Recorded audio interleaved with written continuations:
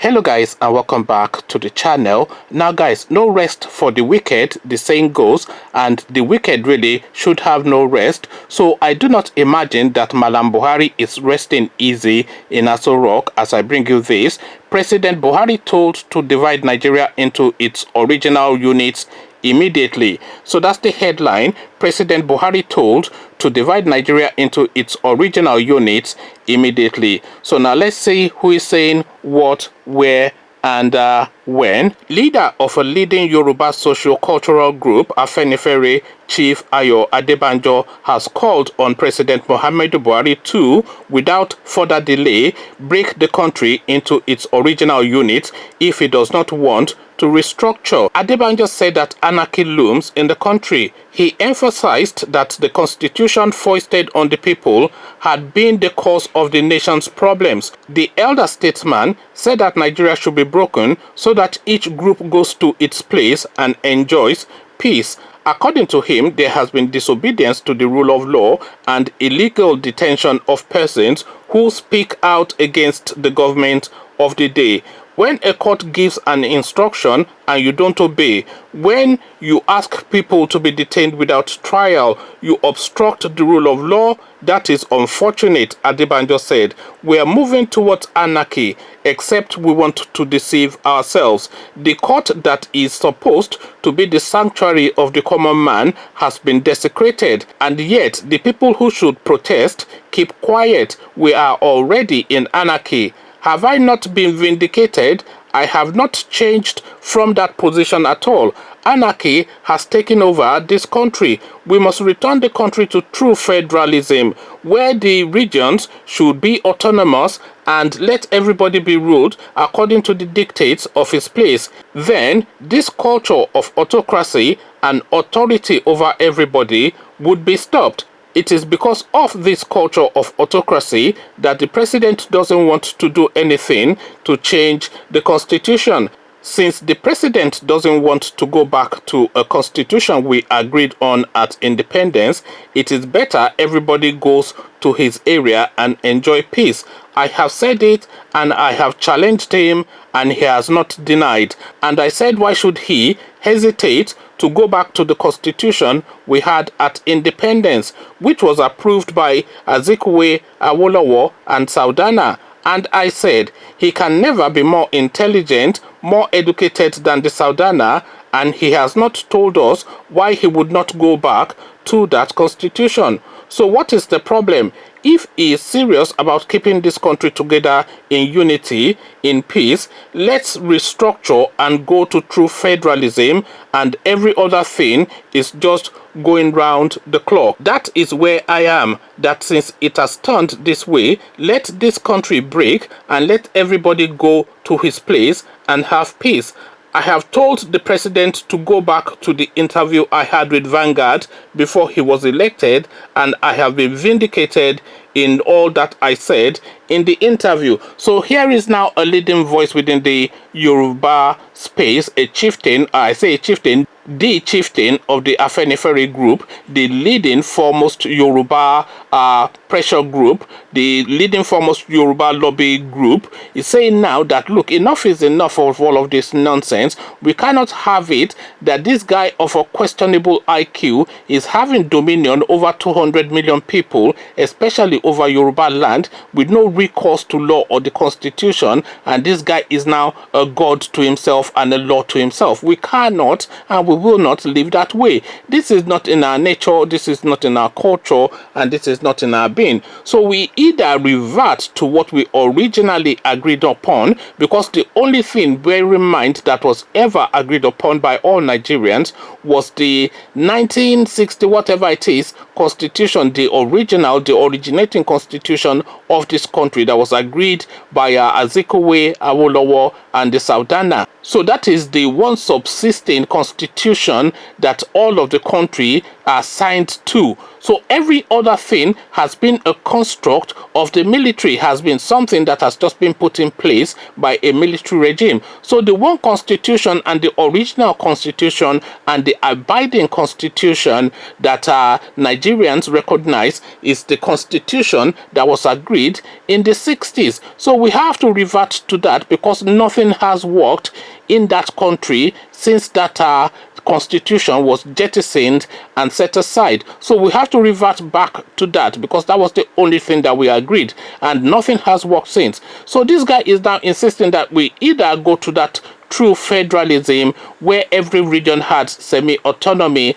and we had a very weak and loose center that just like had very small powers. We either go back to that or we just divide the country up and let everybody go their own way, because really there's a lot of cry for this. The Igbos want this, definitely. The Yorubas want this as well, definitely. The Middle Belt are also not opposed to this. So everybody really are not really buying into this Nigerian project. So if everybody virtually are not buying into the Nigerian project and you still insist on carrying on with it, then you are effectively holding people against their will. So Nigerians are being held against their will now. Is the situation that we have now, and more so now than ever before now, because we have like a draconian strongman type Fulani warlord type president who has no recourse to anything outside of his own thinking. And of course we cannot place the faith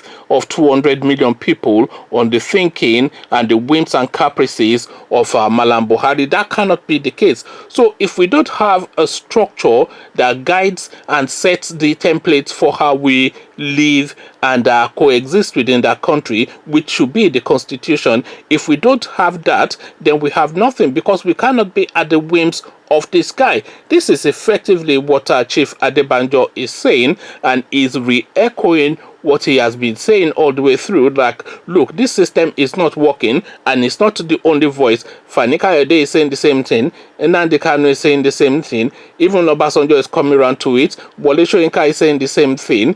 Shehu Musa is saying the same thing. Countless people are saying the same thing. The only people who never really agree to this restructure thing is whoever is in power, because of course Goodluck Jonathan had the opportunity to effect this change and was there for a good 6 years, but he never did. So Obasanjo also, now that is now speaking in a different tone now, he was there for a good 8 years. He never restructured the country. So whoever is enjoying the largesse and the opulence of that seat in Aso Rock and all of the dollars from Niger Delta, whoever is enjoying that does not want to hear anything about restructuring.